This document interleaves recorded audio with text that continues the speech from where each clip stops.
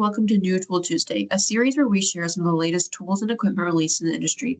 Each week, we highlight tools and products added to our website, Vehicle Service Pros, to help you stay informed on new releases. This week, we have 4 exciting tools to share with you. Our first tool is the portable jump starter and air compressor from Schumacher Electric, which is a compact, lithium-powered multifunction device designed for automotive, outdoor, and emergency use.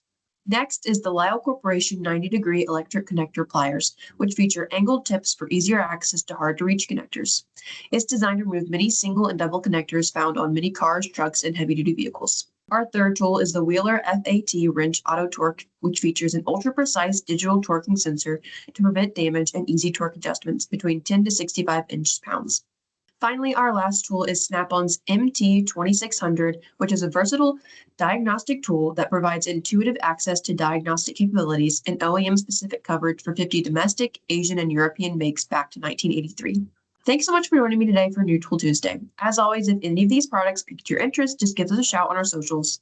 Keep your eyes peeled for new products featured in both our print, issues, and newsletters by following the links below. See you next week.